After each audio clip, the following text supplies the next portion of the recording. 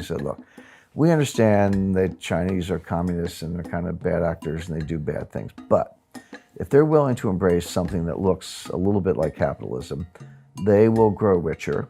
They will grow more sophisticated. The education level will go up. We will accommodate that by letting them join the World Trade Organization and the IMF, even though we know they lie, cheat, steal, because they will eventually get rich enough that they will be just like us. They'll throw off their communist masters, embrace a Western model, and it'll be just like Europe. We're all on the same team, democratic, quasi-socialist, but democratic, capitalist, liberal, in quotation marks, societies, and China will be just like us. That was the theory. I said it was wrong at the time, and time has proved that correct, meaning they're just rich communists. I said the only thing worse than a poor communist is a rich communist. And so we have created rich communists at the expense of our own workers, at the expense of our own economies. They are not like us. They're more communists than ever. Communists, atheists. The human rights violations are incalculable. If you're a Uyghur, maybe a Muslim Uyghur, or a Catholic in China, and you express any dissent at all, you will be arrested. You'll be put in a concentration camp, indoctrinated with communist philosophy. Maybe you'll get it, maybe you'll fake it, maybe you won't.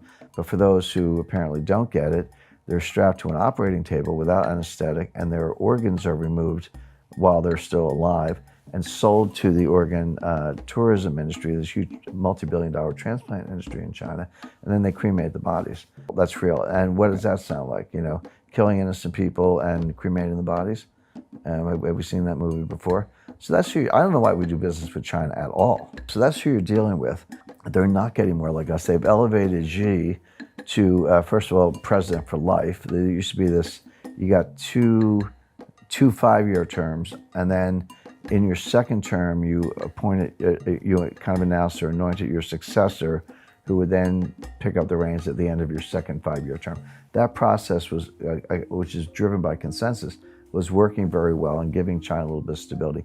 Xi tore it up. He's in his second 5-year term now, but he did not announce a successor. And at the last National Party Congress, they changed the rules so that he can stay on indefinitely. So he's president for life. They also created something called Xi Thought, which is a big deal because it elevates his ideological musings to the level of Mao thought. He's only the second Chinese leader to get that designation. All the others, okay, you're president of China, head of the Communist Party, whatever, but they were never treated on a par with Mao. Xi is. So we have Xi Thought.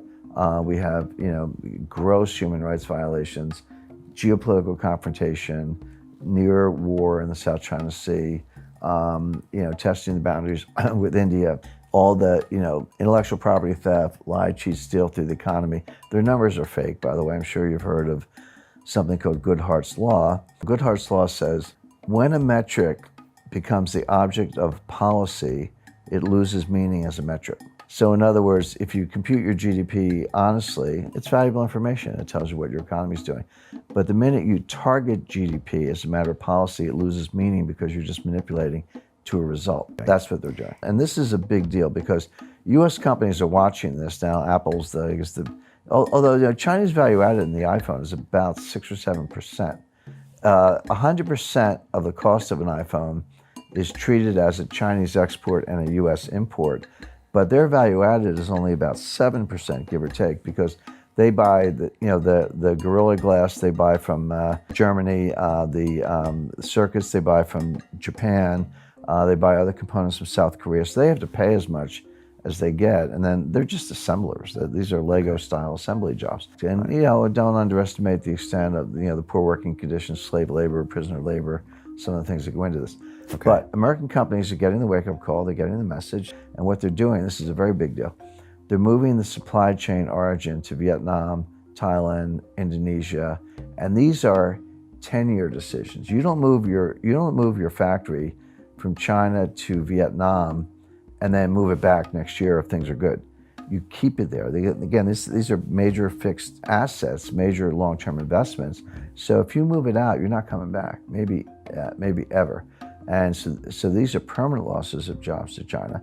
And their GDP is overstated, grossly overstated. My adjustment gets them down from, round numbers, from about 6.2% to maybe, a little under 4, 3.8 or so, but I've seen other scholars whose opinion I respect say it's more like 2.5%, and some say 0. Okay. So China is, the growth slowdown is abrupt, it's material, and it's getting worse. And so what'll happen is Xi's status is now at risk. I mean, okay, he may be president for life and Xi thought and all that. He may be the most powerful leader since Mao.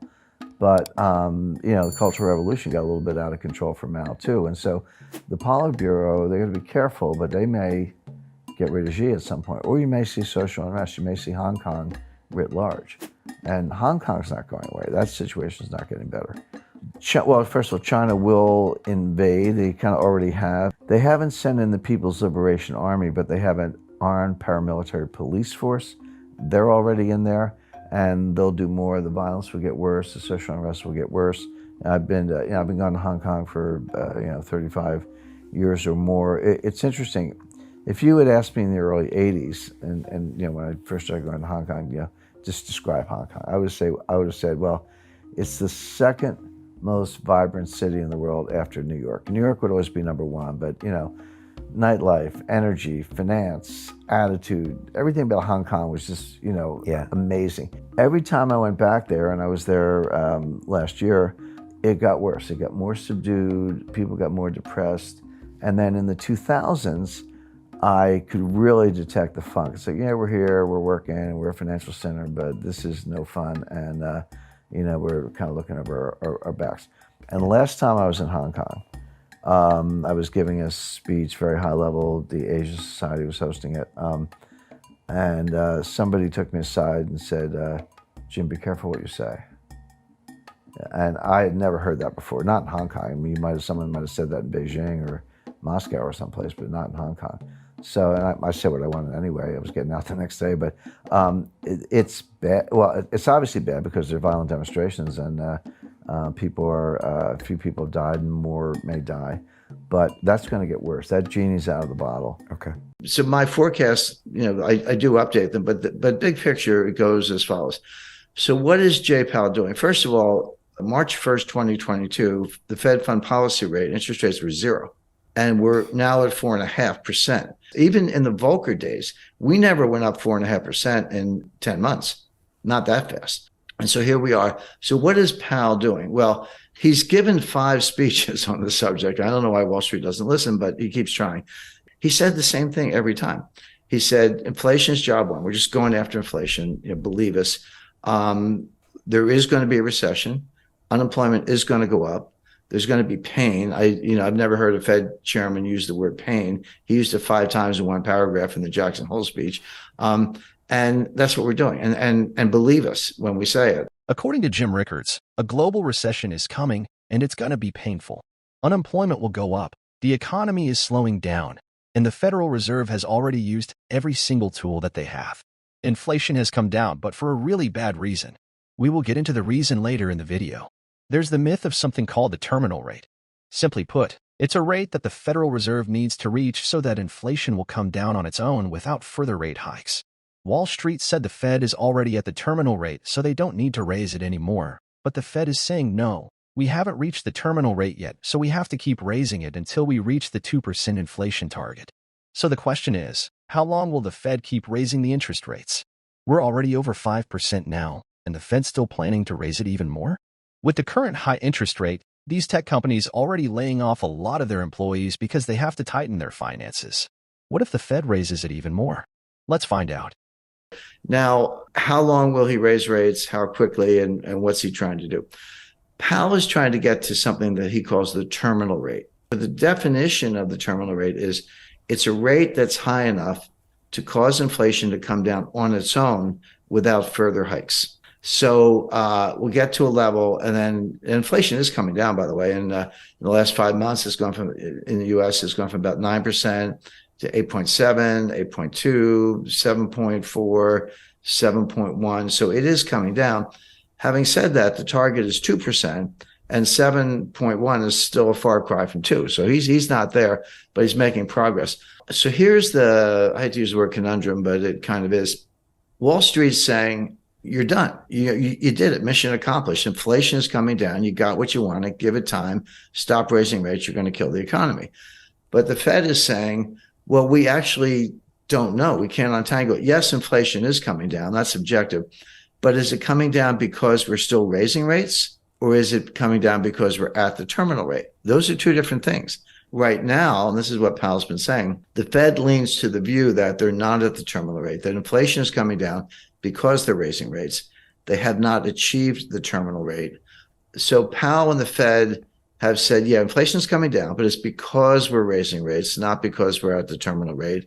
We're going to get to the terminal rate, probably two more hikes, and then we'll pause.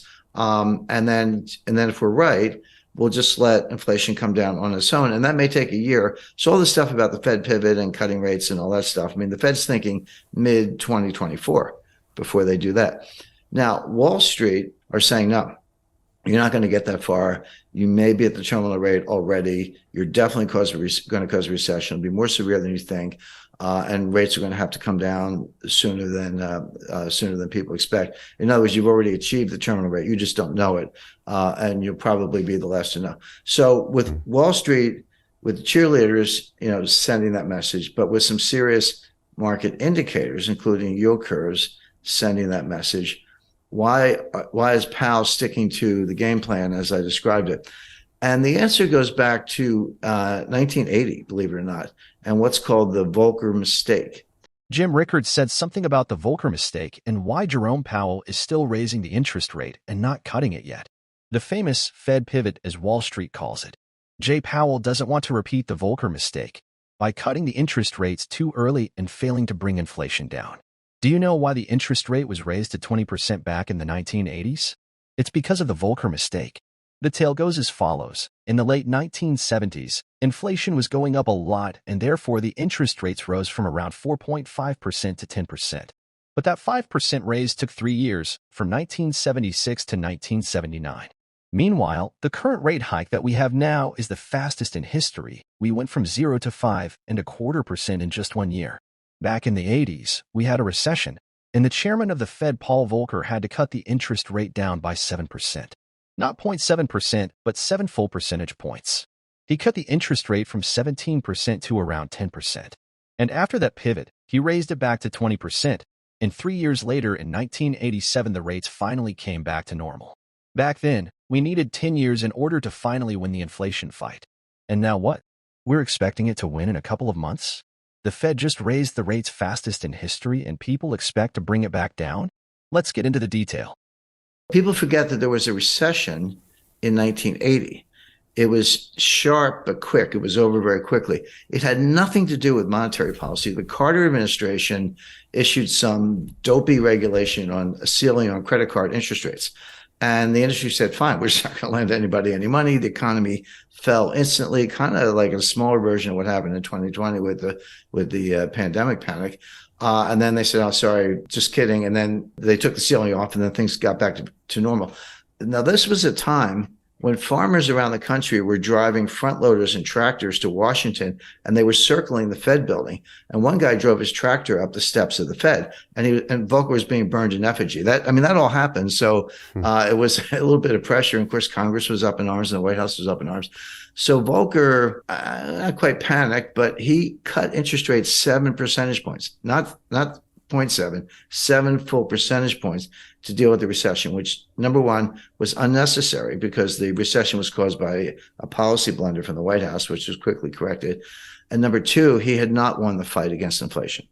Well, after he cut rates and we came out of that very quick sort of snap recession, inflation got even worse. And that's when Volcker had to raise rates to 20%. And Volcker, in hindsight, and he said this in his last book, just before he died, he said, we shouldn't have done that. We should have stuck to our inflation mission. So now Powell, remember, Powell's not an economist. He's a lawyer. So he kind of thinks like a lawyer. I can relate to that, looking at both sides. Powell does not want to be that guy. He does not want to be the guy who balks early and cuts rates, the famous Wall Street pivot, before the battle against inflation is won, because the outcome could be exactly what Volcker experienced, which is inflation wasn't done, doesn't go away, comes back stronger, and then you do have to destroy the economy, as we did in 1981, 82. That was the worst recession. That was far worse than the little one in 1980. That was the worst since the Great Depression. We've managed to break that record several times since then, but at the time that was horrific. But Volcker and others have said that was a blunder. He never should have done. So Powell does not want to give up the rate hikes too early because he does not want to repeat the Volcker mistake. He does not want to be that guy. And that's what's driving him, even as Wall Street screams, you're already there. So the question, so that's the lay of the land. There's the two competing sides. How does this play out? We learned a lot from Jim about the current situation and what Jerome Powell will be doing. But there's more to that story. Powell doesn't even understand what's going on in the real world, which is inflation itself. There are two sources of inflation, the supply side and the demand side. We are at the supply side inflation, which means the supply of goods is scarce, but the demand is high, and therefore the prices go up. But supply side inflation can transform into demand side inflation, and this is where the dangers begin. People's spending behavior changes, and they're worried that something worse will happen, and then they grab everything they can. And therefore the demand rises, and you got yourself inflation caused by an increase in the demand side. That's what most people don't understand, including Wall Street. Wall Street said inflation will come down on its own because we've reached the terminal rate. But Jerome Powell thinks we are not done yet, and therefore he will raise rates even more. And what does Jim Rickards think? Does he think Powell is at the terminal rate yet? In my view, Powell probably is there. He probably is at something like a terminal rate. He probably doesn't have to raise interest rates anymore. He doesn't believe that himself. His models tell him otherwise because they're relying on the Phillips curve, which is junk science. I mean, the last time I looked at a Phillips curve, it was flat. At least where I went to school, curve was curved. This thing is flat. There is no correlation between unemployment and inflation. There just isn't. But the Fed thinks there is. So I always tell people, don't. If you want to forecast Fed policy and understand the Fed, don't think like a rational person. You have to think like the Fed. Because you have to get inside their heads or else you're going to get it wrong. So they're looking at unemployment, which is the lowest. The unemployment rate is the lowest since 1969. Well, if you believe in the Phillips curve, then that's a sure sign of inflation. As I say, even though it's coming down, it's still pretty high. So they think they have to keep fighting this fight. But here's what they're missing. Here's where it all falls down. Yeah, inflation as measured, CPI, PPI, personal consumption expenditure, core, non-core, year over year. There are like 20 different ways to measure it. It is coming down, but there are two sources of inflation, and it's going to sound obvious, but you got to separate them: the supply side and the demand side. They both result in price increases, but they have completely different dynamics. Supply side inflation is what we're seeing. It's what we saw in 1974 with the Arab oil embargo during the Arab-Israeli war when they cut us off from oil. And, you had to line up for gasoline. I lived through that. Bare shelves, and you couldn't get certain things. It wasn't that every supermarket shelf was bare the way it was in East Germany in the 1950s, but something was always missing. And that's still the case today. So, of course, prices went up, and people were trying to pay whatever they had to get what they needed, and energy prices were a big driver of that. So that feeds through as a form of inflation. The other kind of inflation is from the demand side. So the supply side is called a cost push. Costs go up, and they push it onto the consumers. The other kind is from the demand side. It's called demand pull. And basically, consumers have a change in mentality. They're worried about inflation. They would say, hey, I was thinking about buying a refrigerator. Gee, I better go buy it today because if I wait for 6 months, the price is going to go up. Or apply that to anything, a new dress, new suit of clothes, whatever. And so you're pulling demand forward, and it's behavioral. And that will also drive prices up. But they're very different things. Now, cost push can morph into demand pull. That's what happened in the 70s. It started from the supply side. But by the late 70s, 80s, and Volcker, which we've just been talking about, it had tipped over into the demand side. That hasn't happened yet. We've had the supply side inflation, the cost push. It hasn't yet tipped into demand pull. It hasn't really affected consumer behavior that much in terms of people anticipating more inflation. It could, but it hasn't happened yet. Here's why that's an important distinction. Cost push inflation negates itself. The old saying that the cure for high oil prices is high oil prices because people can't afford it. Maybe if demand is inelastic, if you got to fill up your Ford F-150 truck with gasoline to take the kids to school or go to work. But if you're unemployed, you're not buying any gas because you're not leaving the house. So it tends to negate itself, whereas demand pull feeds on itself. Powell has not made that distinction. And if I'm right, I think I am right, and the evidence backs that up, this inflation will come down, not because the Fed is raising interest rates, but because higher prices destroy demand all on their own. If I used to pay $75 to fill up my truck with gas, and now I have to pay $150, which is about right, I'll do it because I got to get to work. But that's $75 I'm not going to spend on something else. I'm not going to go out for dinner. I'm not going to go to a show, a concert, or buy a new camera, whatever it might be. So it does tend to depress demand, destroy demand, and hurt the economy. And then it slows down, and then the inflation comes down on its own. That appears to be happening. But Powell hasn't really made the distinction. He's fighting the last war. I hate to use a cliche, but he's fighting the Volcker War. And what he's got looks a little bit more like the Herbert Hoover War. That looks a little bit more like the 1930s than the 1970s. So the bottom line on all this is the Fed is going to raise rates at least twice more for the reasons I mentioned. Powell doesn't want to repeat the Volcker mistake. He thinks the battle's not won. He has to get to the terminal rate. In reality, he's probably already there, if there is such a thing as a terminal rate. It's another one of these things they made up. Inflation is coming down, and so will probably continue, but for really bad reasons. There were $1 trillion of subprime mortgages. These are mortgages that, no documentation, don't have to prove your income, very non-credit worthy. But there was a bubble mentality, a frenzy, and everyone, hey, buy a house and borrow money, fix it up, sell it for twice as much, walk away rich, and everybody was doing it. Mortgage default rates rarely get above 5%. 5% is really high in the mortgage market. So people were saying, smart people like Ben Stein, the financial analyst, but the central bank and others were like, well, okay, let's get crazy. Let's assume a 20% default rate, which has never happened, but just assume that's true. On $1 trillion of subprime mortgages, a 20% default rate would be a $200 billion loss, which was only slightly higher than the S&L crisis of the 1980s. Adjusted for inflation, it would have been a comparable loss. And the attitude was, well, we survived the 80s, we'll survive this. Yeah, it's bad, banks will take losses, stock prices go down a little bit, but we'll survive. What they missed is, yes, there was $1 trillion of subprime mortgages, but there were $6 trillion of derivatives. Yeah. That was invisible. So all of a sudden, 20% of that was $1.2 trillion. So you create derivatives out of thin air, yeah. And there's no limit on how many you can have. They're off balance sheet, meaning give me the balance sheet of the company, I won't see them. You have to read the footnotes and then the information behind the footnotes. So non-transparent, unregulated, no limit on size. So the crisis was actually much worse than anyone realized. And then when it started to collapse, the contagion spread throughout the financial system. My point about 2008, it was because we did not learn the lessons of 1998, and we flew right into 2008. But once again, we have not learned the lessons of 2008, and we're going to fly right into the next storm. In 1998, Wall Street got together and bailed out a hedge fund. In 2008, the central banks got together and bailed out Wall Street. Who's going to bail out the central banks? In other words, the point is each crisis is bigger than the one before. The intervention gets elevated, larger dollar amounts. And are we now at the point where there's no one left to bail us out?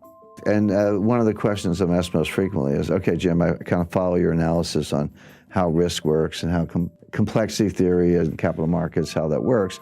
But where's the crisis coming from? What's going to be the catalyst? It's actually a long list. Now, student loans, there are $1.6 trillion worth of student loans.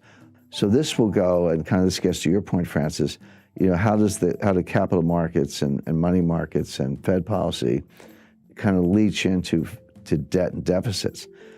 So when a lender, credit union, or anybody or university makes a loan to a student and the Treasury guarantees that loan, which they do, it's off budget. Again, it's not strictly a derivative, but it is non-transparent. So then the student defaults, and the credit union, the lender, simply turns to the Treasury and said, here's your loan file, pay me. And the Treasury pays the lender because they've guaranteed the loan. Now it's on the Treasury. But until that point, that loss is not on the books of the United States government. That loss is not part of the deficit. But when the Treasury writes the check to make good on the guarantee, it does go into the deficit. So we think deficits are high now, but there's this $1 trillion tsunami of student loan losses that's going to pile on top of the structural deficits and make it even worse. So all these things are, I spend all my time analyzing these things. I see them all. I can describe them. I can see how they're going to converge into a worse crisis. But in the short run, people either ignore them or they just don't know anything about them. But why would Bernie Sanders even suggest that? And by the way, he's not alone. I think the other candidates have, Elizabeth Warren and Joe Biden and Kamala Harris, one way or another, have suggested that they would do something similar, that we need student loan relief, and that ends up going onto the budget and onto the taxpayers. But there's a school of economics, and I talk about this in chapter 5 of my book. It's called Modern Monetary Theory, MMT for short. Everyday viewers, everyday people to know anything about it, but more to the point, economists don't know anything about it. This is a new school of economics, if you want to think of it that way. So there is this modern monetary theory, but the leading scholar of modern monetary theory is a lady named Stephanie Kelton, who's a professor at the State University of New York, but she's the financial advisor to Bernie Sanders. What modern monetary theory says is that actually there's no limit on the amount you can spend. You can spend as much as you want, and the market will either buy the debt, or if they balk, the Fed will monetize the debt.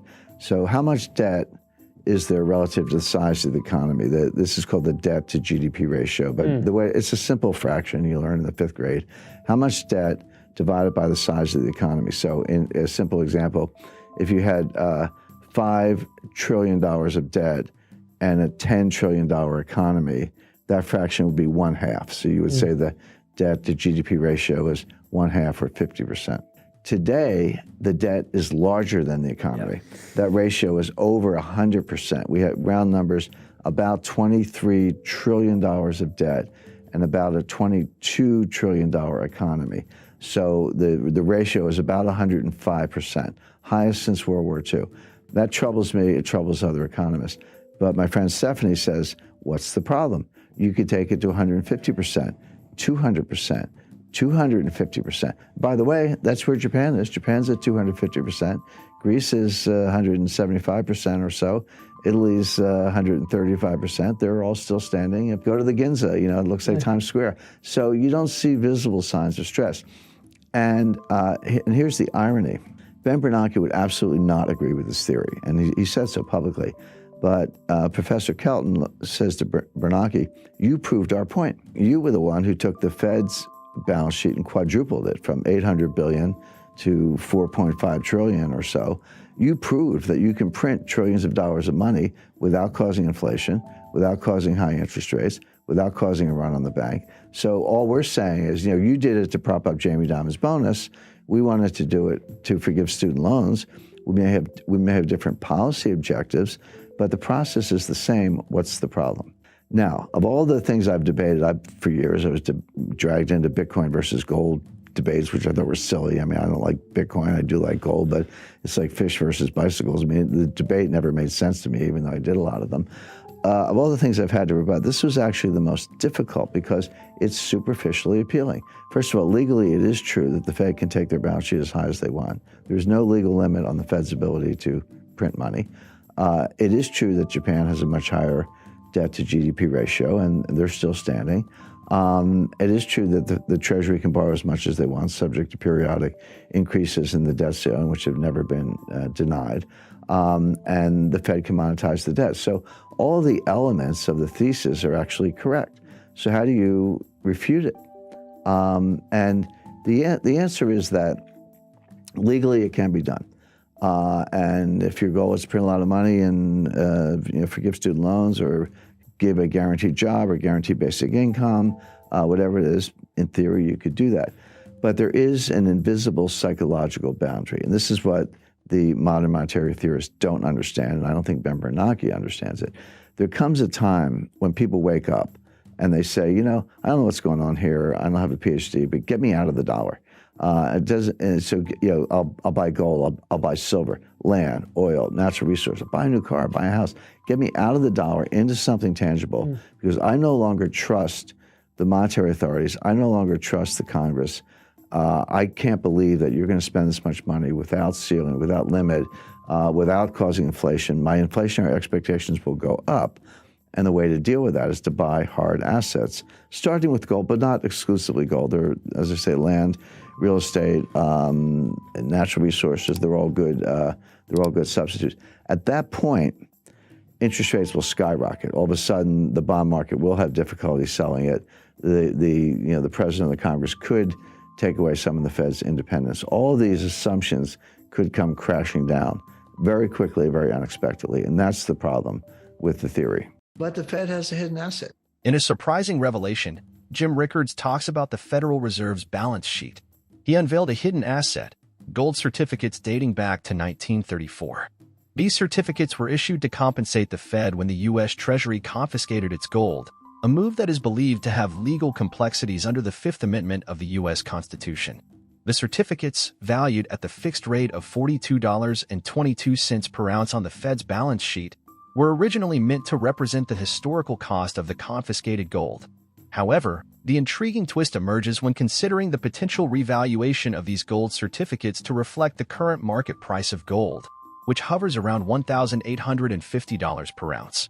If the certificates were marked to market, it could reveal a hidden asset on the Fed's books worth approximately $350 billion. This unexpected revelation adds an interesting dimension to the ongoing debates about the Fed's solvency and financial stability. The implications of such a revaluation extend beyond the immediate financial adjustments. It could revive discussions about the gold standard, a monetary system where a country's currency is directly tied to a specific quantity of gold. This potential move could be seen as acknowledging the true value of gold and its role in backing the country's currency. Jim Rickards speculates on how the gold price might react to such a revaluation, positing it as a significant event that could attract attention and prompt a surge in interest and investment in gold. Furthermore, the potential move could be perceived as the Fed indirectly reverting to a gold standard, with Jim Rickards estimating that a conservative 40% backing of M1 money supply would necessitate a gold price of around $15,000 per ounce. In essence, the idea of marking the gold certificates to market on the Fed's balance sheet is presented as a complex and potentially transformative event that could have far-reaching consequences, sparking debates about the role of gold in the modern monetary system and the potential impact on the economy. If you go to the balance sheet, go to the asset side, the first line item, there's something called gold certificate.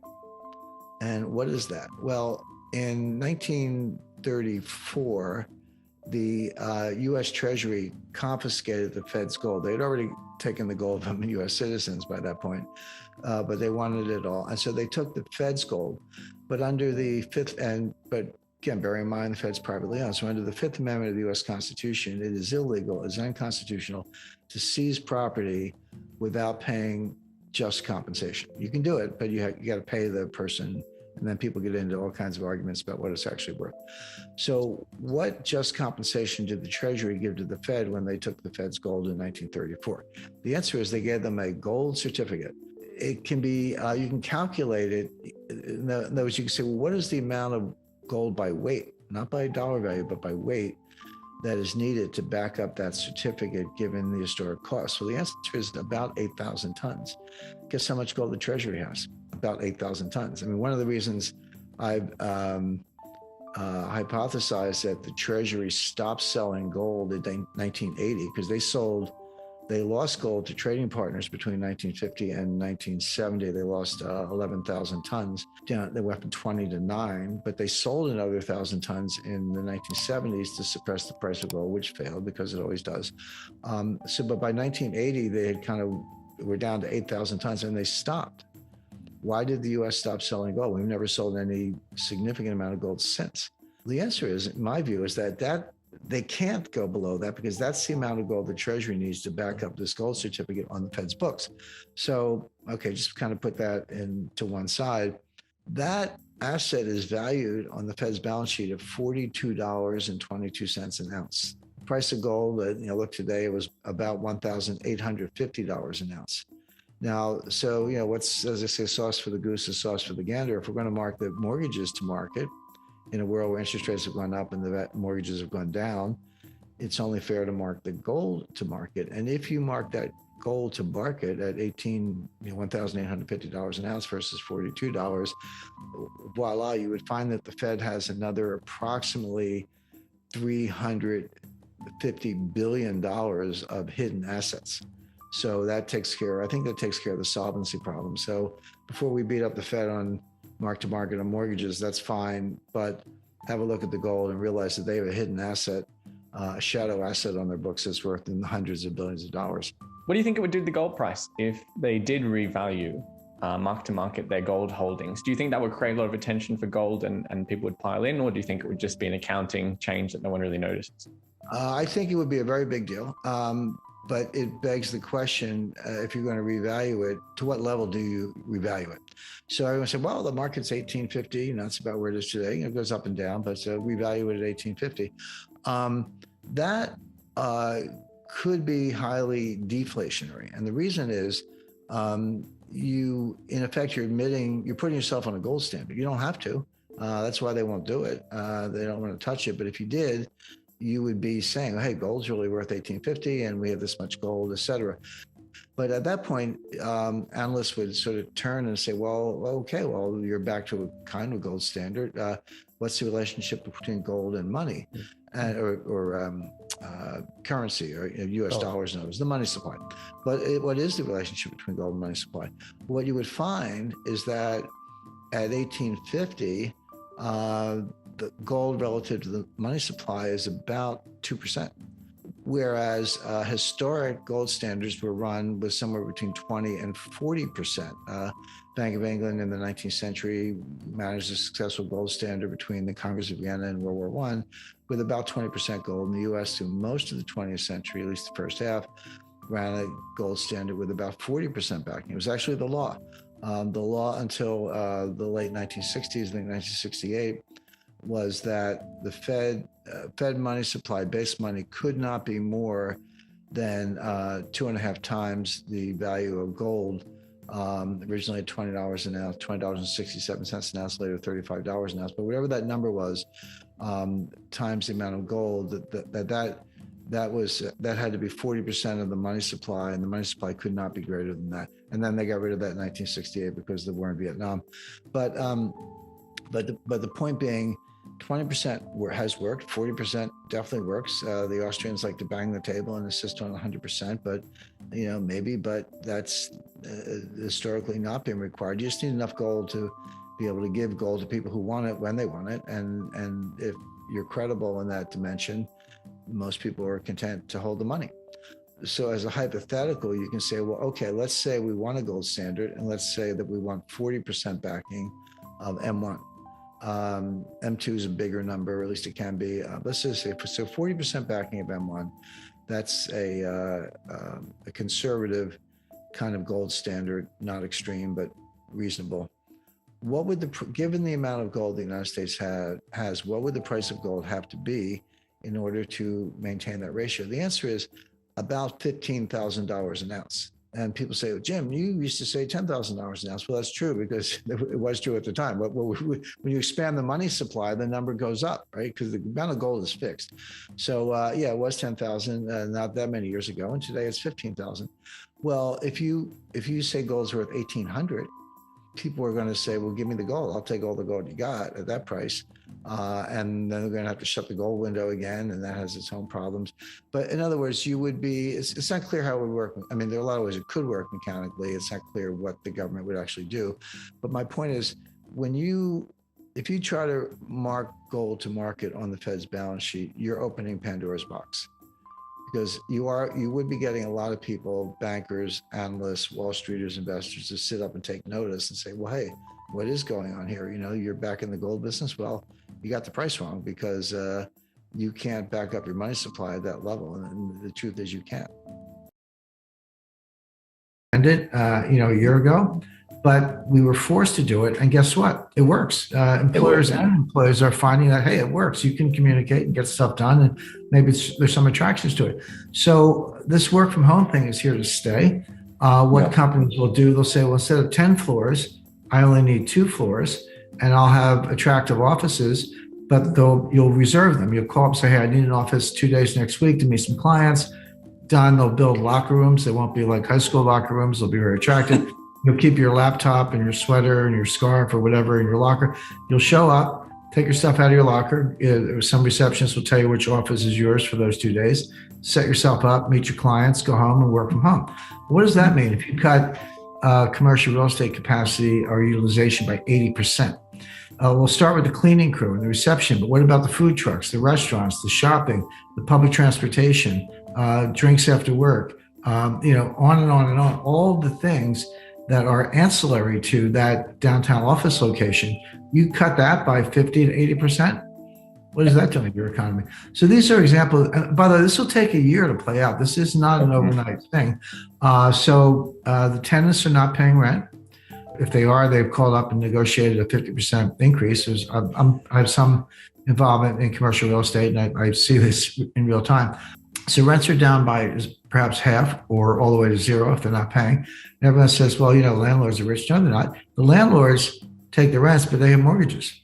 So if the tenants aren't paying the landlords can't pay the mortgagee, and that falls on the banks, right?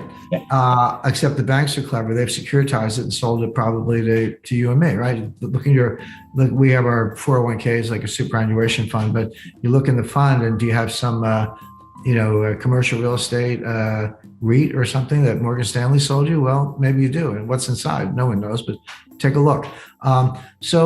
But that ripple effect I just described can take a year to play out. So we haven't seen the end of this.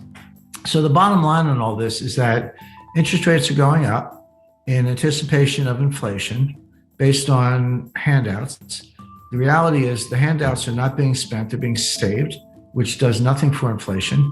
And it's also not sustainable, which is what are you going to do? Hand out a $2 trillion deficit spending package every 6 months? Because that's kind of what we've been doing since last summer. And they keep saying, well, this is the last one, it'll be sustainable. It's not sustainable.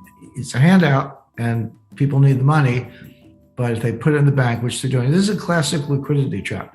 So what's going to happen? Yeah. But meanwhile, the interest rates are going up, perhaps for the wrong reason, but they're going up. That's going to slow the economy further. We're already seeing mortgage applications dry up. We're seeing the housing bubble, not bubble, but pretty steep increase in residential housing starting to level up.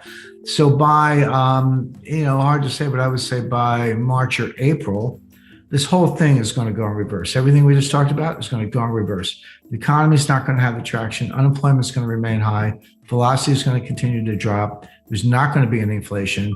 Those interest rates are headwind. They're going to drop and the price of gold is going to shoot up. So my advice to potential gold investors is it's on sale. Go get some right now. It's always better to buy low and sell high. And but I would expect the price to be much higher by mid-year.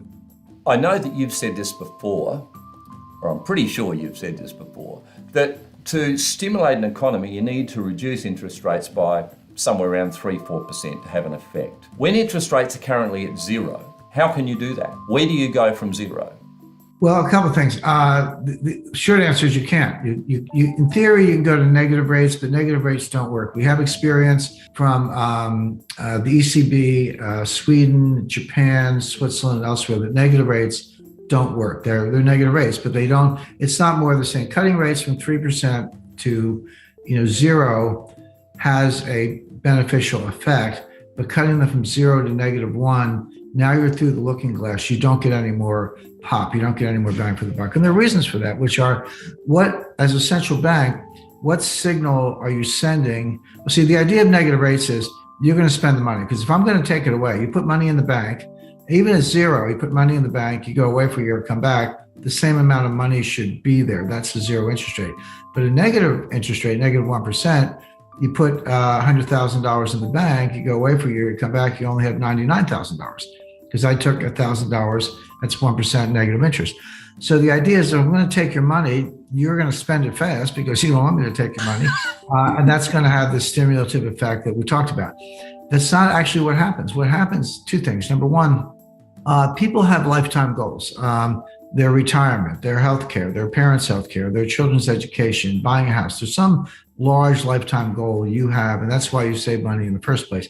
If I'm taking your money away, you're going to save more, not less. You still want to achieve that goal. I've made it more difficult, but you're actually going to save more. They want you to spend it, but now you're saving more. And the second thing is, what signal is a central bank sending when they have negative interest rates? They're saying that they're worried about deflation, not inflation, but deflation. Yeah. So if central bank is telling me that deflation is a problem, I'm going to wait. And why should I buy anything right now? Wait till the price drops. And by the way, a negative interest rate, -1%, in my example, is a nominal phenomena. But in real terms, if you have deflation, my money is worth more. So even though my dollar amount may be less, my purchasing power went up because prices went down. And so that's why negative interest rates don't work, because A, you're sending a deflation signal, so people defer spending, and B, they have lifetime goals, so they actually save more. So negative rates don't work. So you're right, you're stuck at zero, there you are. Pardon me, you can do QE, you can do quantitative easing. And usually what happens is they hand the ball over, I don't know if it's a rugby match or whatever, but they hand the ball from monetary policy, which is now impotent, to fiscal policy, which is deficit spending. But there you have other kinds of headwinds having to do with very high debt levels. More to the point, in terms of what a central bank can actually do, they can't stimulate. They can print money, and governments can spend money and incur deficit spending. But again, none of it does any good if people don't actually spend it, and that's a psychological phenomenon. And the Fed or the Reserve Bank of Australia or any central bank can print money, no doubt about it, but they can't change people's psychology. We had an external shock, an exogenous shock in the form of the pandemic that caused people to stop spending, save more, or they were unemployed. Or if you're the unemployed individual, you're not taking your friends out for dinner these days. You're putting money in the bank, and even if you still have your job, you're going to save money because you're worried you might be next. You might be the next one to get laid off, or your company might shut down next week or next month, and so you're going to save more. It's what economists call precautionary savings, or in plain English, saving for a rainy day. And that's what's going on. It's going on all over the world. Modern monetary theory, MMT. First of all, it's well over 100 years old, maybe 140 years old. Okay. So there's nothing particularly modern about it. It goes by another name, chartalism, but it's the same thing. Money is what the state says it is. If the state says it's money, it's money. I think, okay, interesting. How do you actually enforce that? How do you back that up? And the way you back it up is taxation. So if we all make money, gains, payments, income, whatever, and the state says you got to pay tax on it. Mm-hmm. And by the way, we will only accept our definition of money in the form of taxes. So if you don't go along with our definition of money, you can't pay your taxes. And if you can't pay your taxes, you end up in jail. But the idea is that money is what the state says it is, because the state says that's the only thing we take in the form of taxes. If you don't pay your taxes, we'll put you in jail. Now, and that's where chartalism comes from, because the King's Charter or the Queen's Charter or whatever. So if that's your starting place, then there's no comparison between a national budget and an individual budget. If you and I don't pay our bills, someone's going to repossess the car, or mm-hmm. take the keys to the house or whatever. So we got to balance our budgets over some time frame. But if the government doesn't pay its bills, so what? Just print some more money, and or raise money in the form of bonds. And then you say, well, what if they don't want to buy the bonds? If the market doesn't want to buy the bonds, and the interest rates are. Well, that's what central banks are for. The central bank will buy the bonds, keep the rates low. Oh, yeah, but who's going to pay the central bank? Well, we'll just issue more. Now, I realize some of this sounds laughable, but I'm telling you verbatim, this is what modern monetary theory is. So there's no limit on how much you can spend, no limit on the size of your deficit. Danielle referred to the debt to GDP ratio. I agree, that's a very important economic indicator, but the modern monetary theorists will say, no, it's not. Who cares? U.S. debt to GDP ratio is about 130%, but it's growing quickly. And if you look at global statistics, you say, well, who's at that lunch table? Like, who else is around 130%? The answer is Lebanon, Greece, mm-hmm. Italy. These are your classmates. But then everyone points to Japan, where the ratio of Japan is about 280%. They say, see, Japan, you go to the Ginza, the lights are still on. Yeah. So we could go to 280% or whatever, no problem. I think Japan's a special case for a number of reasons, and I wouldn't want to be Japan. They're in a curious position where the population is declining. So their per capita numbers are actually better than their gross numbers. And Saki Kabar-san, famous Mr. Yan of the 1980s, he explained this to me personally. I had lunch with him in Korea. And of course he's right mathematically. I said, but the reductio ad absurdum is Japan ends up with one person who owns the whole country, and she's very rich. But that's that's kind of how the Japanese are thinking about it. So I don't know if we want to go there. But just to take it a step further, and a lot of this comes from Stephanie Kelton, and I met Stephanie, very nice person, but she's just way off on, off the reservation, so to speak, in terms of these theories, but she's done a good job of articulating them. So, for example, she says, and this is from her book, so this is not I'm not imposing this on her. She says that the government bond market is a favor to investors. We're doing you a favor by giving you something you can invest in. We don't actually need a government bond market because we could just give the Fed wire instructions to Lockheed. And if we want to buy a new, fighter aircraft or Raytheon or whoever is providing services to the government or the Social Security Administration for that matter, the Fed could just wire the money directly to these government vendors. Who needs a bond market? It's kind of an inefficient pain in the neck. But we do it anyway because you guys need a place to park your money. I mean, this is what they say. Wow. But just to kind of step back a little bit, big picture, what they're doing, and this can be done in practice. See, the problem with refuting modern monetary theory is you get very far down the road saying, yeah, that's actually true, that's actually true, that's actually true. At the end, it all falls down. But they go very far down a path because the truth is you could give the Fed wire instructions and they could send money to Lockheed. You could issue twice as much debt. I mean, there's a debt ceiling, but Congress routinely raises it. But what she's done and what the other theorists have done, they've taken the Treasury, which is a cabinet level executive branch office, and the Fed, which is, an independent, privately owned, the president picks the governors, but, technically privately owned, independent agency, and she's merged them. She's merged the balance sheet of the Treasury and the Fed, said whatever the Treasury wants to spend, the Fed is there to finance it. The Fed can buy the bonds, or we can skip the bonds completely and just give the Fed wire instructions and send the money out. Now, this is what they say. This is not me. So, and then you say, well, okay, I don't see what's wrong with that. I mean, it sounds, legally, I'm a lawyer also, this is all true. It can be done in practice. I guess that's my point, regardless of the legalities. So, where does it all fall down? A couple things. Number one, the theorists completely ignore the role of commercial banks. They're so focused on the Fed and the Treasury. Real money, the money that counts, is created by commercial banks, not by the Fed. Pardon me, the Fed, when they create base money, that's available to banks as reserves, but there's no shortage of reserves right now. They're paying interest on excess reserves. Right. Most of the Fed's balance sheet is not cash, it's excess reserves. So there's no constraint on banks' ability to lend or borrowers' ability to borrow money and spend. That can be constrained by reserves in theory, but it's not because they have trillions in excess reserves. Okay. So that's not even an issue. But but the money's created at the banks.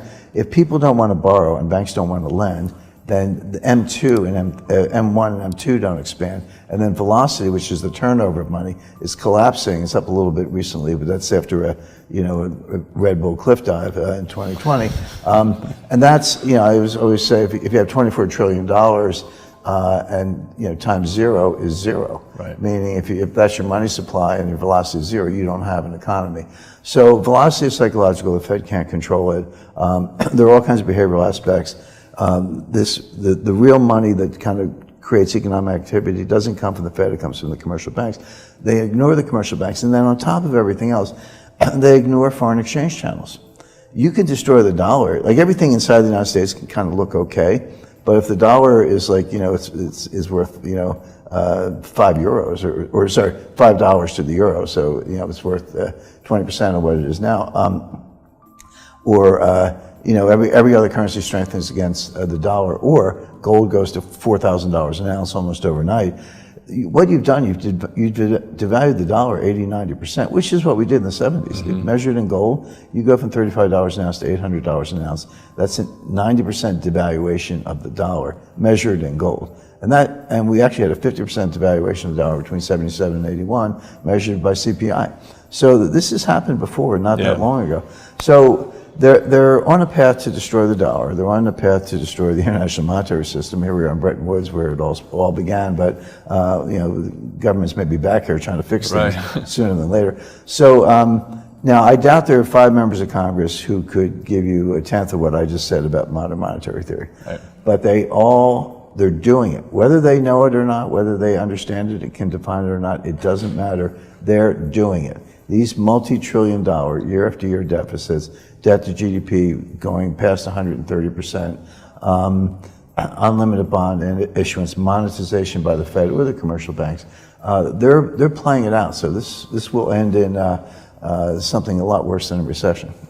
The U.S. is heading into a recession, and we may be in a recession. Everyone's like, wait a second. Yesterday, GDP was up 5%, and it was. That was the number for the it was the first government estimate for the third quarter of 2023. It was up 5%, but it was very heavy on consumption and very heavy on inventory.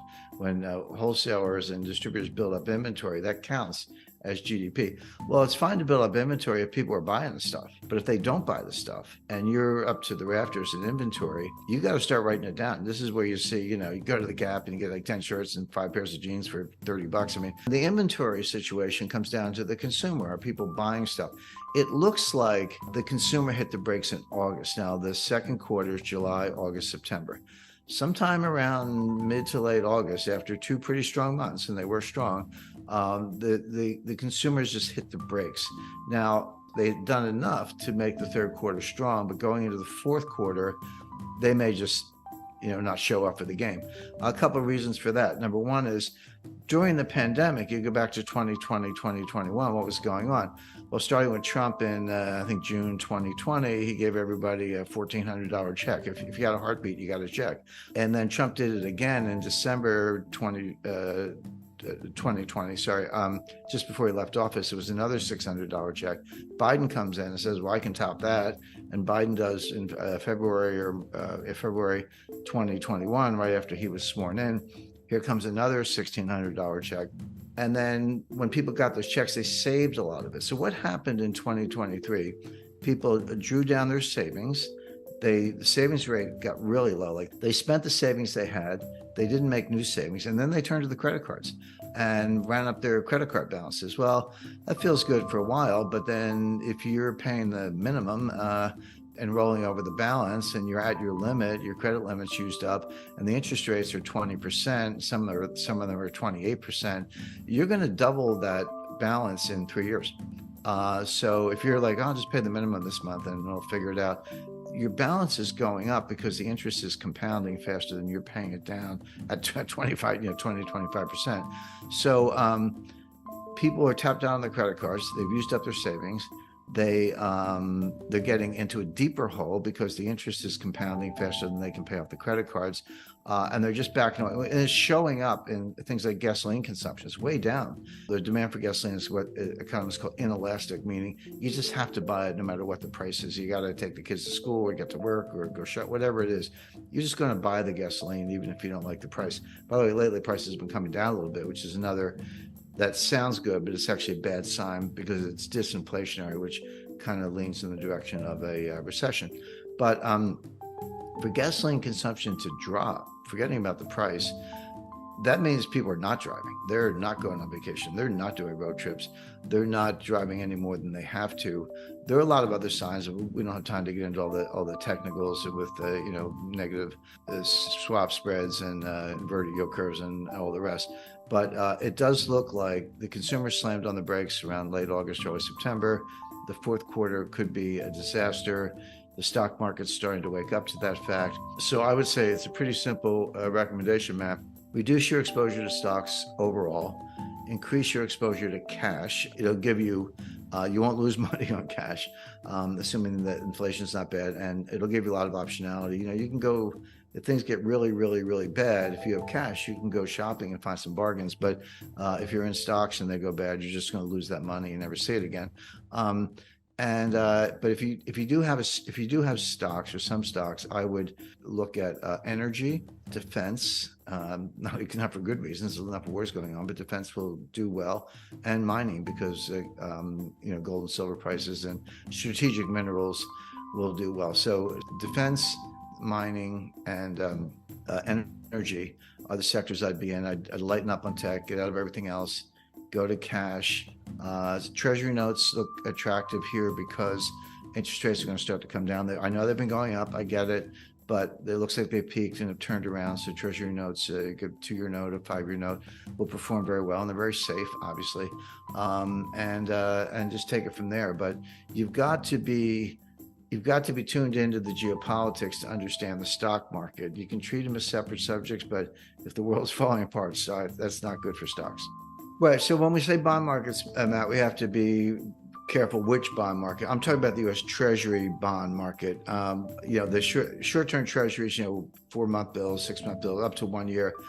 The funny thing now is that the highest yields in the U.S. Treasury market are in like a 6-month bill.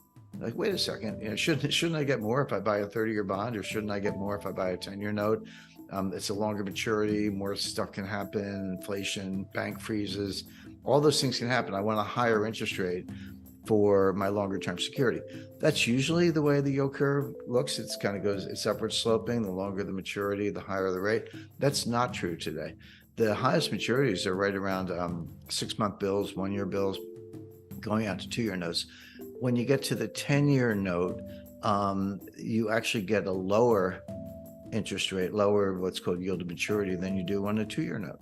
The interesting thing about 2 years is you get a high rate, but it's less volatile than a 10-year note. It's more liquid. 10-year notes are pretty liquid, but 2-year notes are very liquid. So you can actually have the best of both worlds. You can have a shorter maturity, which means less risk in some ways, and a higher interest rate. So it's like I said, the best of both worlds. But the highest interest rate is actually from 6 months to 1 year. So those are very, very safe securities, and they're paying like 5.25%, not quite 5.5%, but between 5.25% and 5.5% for a 6-month Treasury bill. Why wouldn't you just buy one of those? I mean, it's more than what you get in the bank. Now, the answer is, well, yeah, Jim, that sounds good, but if interest rates go up even more, you're going to lose money on your capital. The value of the note or bond will go down if interest rates go up. That's bond math 101. Rates go up, prices go down. The opposite is true. Rates go down, prices go up. So you can make or lose money, but that inverse relationship kind of throws a lot of people, but that's just how it works. So yeah, buying a 2-year note that yields about 5.1%, very liquid, very safe, good return, more than your bank will pay you, more than most stocks will pay you. Why wouldn't you do that? Well, the answer is, if you think the 2-year note is going to go to 6%, you might not like it, because you're going to, if you hold it for 2 years, you'll get your money back. But if you want to sell in the meantime, you're going to have a capital loss on the note itself. So therefore, the next level of analysis is, well, what's going to happen to interest rates? Everybody wants to know that. In my view, they've peaked. They're going to come down.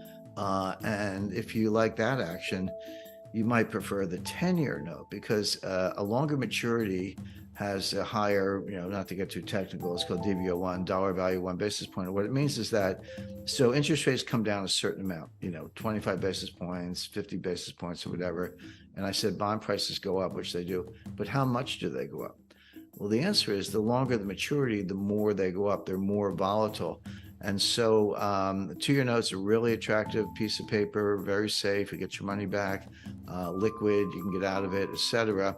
The only reason not to buy would be if you thought rates are going to go up. I don't. I think they're coming down from here on out. But if you accept that view, then the 10-year note is going to have the biggest capital gains. Now, again, it's riskier. When I say risky, I'm talking about market risk. I'm not talking about credit risk. You are going to get your money back.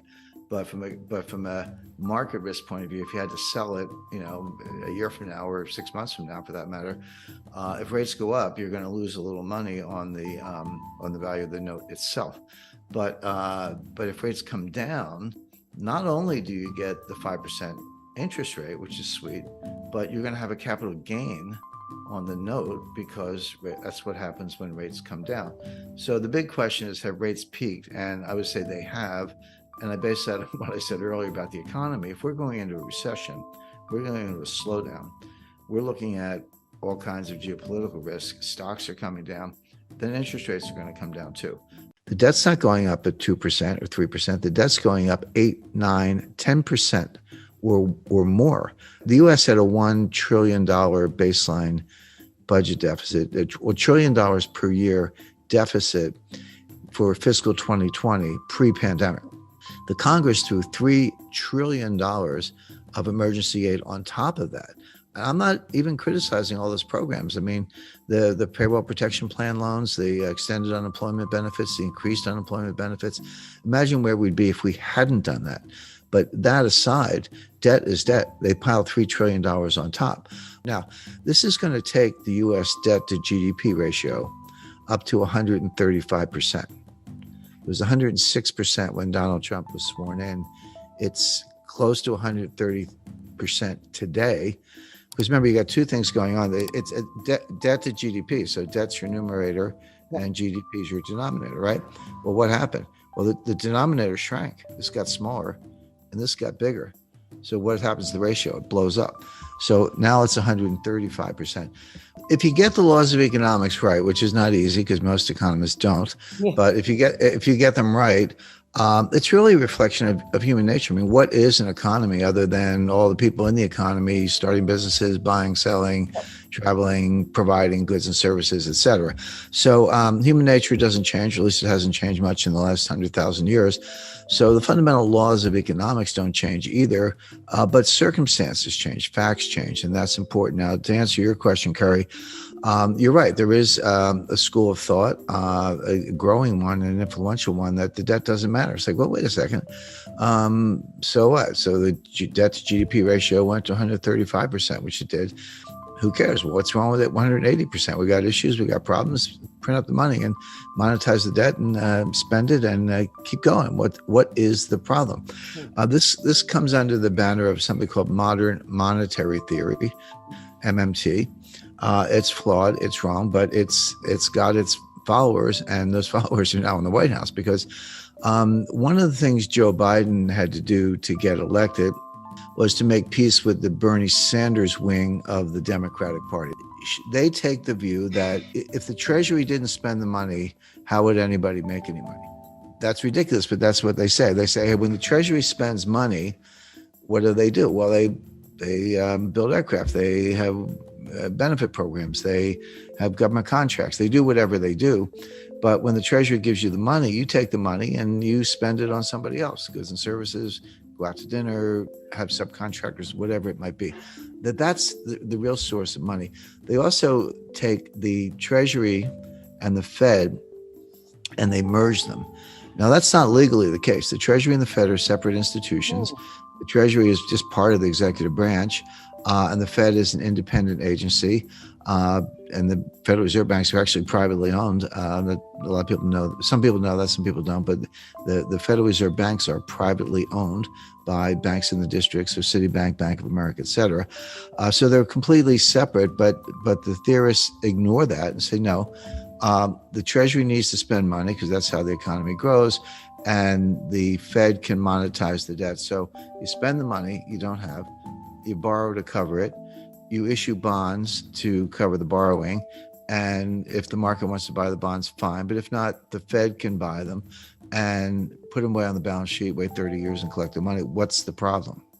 Who cares about the debt to GDP ratio? It's kind of a statistical abstract, but why should that stand in the way of using money to solve our problems, which are free healthcare, free childcare, free tuition, forgiveness of student loans? That's a $1.6 trillion ticket, by the way.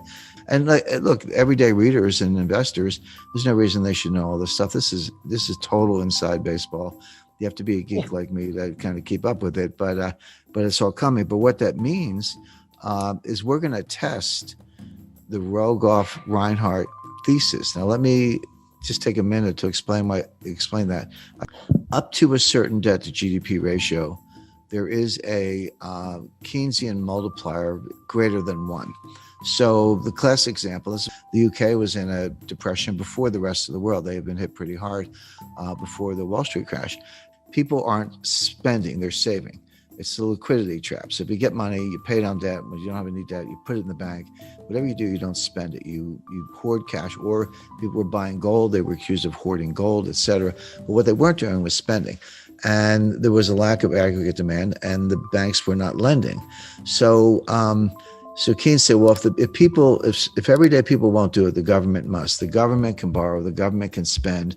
And what they discovered was that if you borrow $1 and spend $1, you can get $1.50 of GDP. Now, there's a separate debate as to whether that's actually incremental or whether you're just pulling growth forward.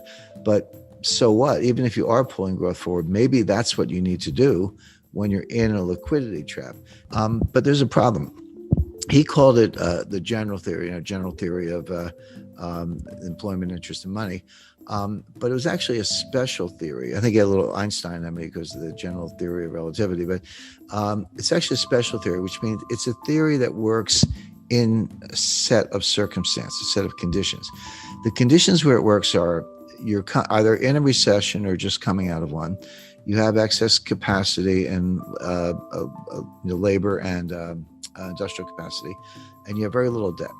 In those circumstances, you can borrow $1, spend $1, and get more than $1 GDP. The problem is that extra GDP you get for the borrow and spend, it goes down as the debt to GDP ratio goes up.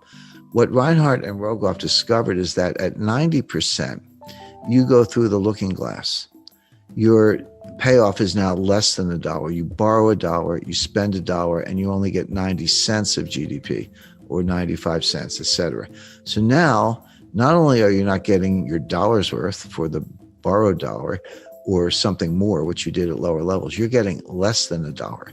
So now what's happening? You're borrowing $1, you're spending $1, you're not getting $1 of GDP, but you are getting $1 of debt, which means your debt to GDP ratio is going up and the 90% is getting worse. And I just mentioned the United States is at 135%. So here are your two competing schools. There's the Keynesian multiplier and creating aggregate demand with government debt, and the Reinhardt-Rogoff, more than a thesis, I would say powerful evidence that beyond 90%, it doesn't work. It goes under less than one on the one hand. And my friend Stephanie Kelton and Bernie Sanders and Kamala Harris and the modern monetary theorists who say, no, it's all good. How could you get growth if you didn't spend money through the government? These theories don't agree at all. We're going to find out which ones work. I'll give away the answer, which is that Reinhardt and Rogoff have it right. Keynes had it right up to a point. Reinhardt and Rogoff discovered that critical threshold, that whether you want to call it tipping point or phase transition, or which physicists call it or whatever. The modern monetary theorists think the opposite, and we're going to find out. But what it means if Reinhardt and Rogoff are right, and I'm right, and Keynes was right, the more you borrow, it's actually a headwind to growth. Now you get just as up to the threshold, you got more and more and more. Oh, sorry, at a low level, you got more, but then it went down. But it's like any diminishing marginal return. The curve starts very steeply, you get a lot of payoff, then it flattens out, then it goes down, but it's still positive. But at some point, it goes below the zero line and your marginal return is negative. And that's where we are.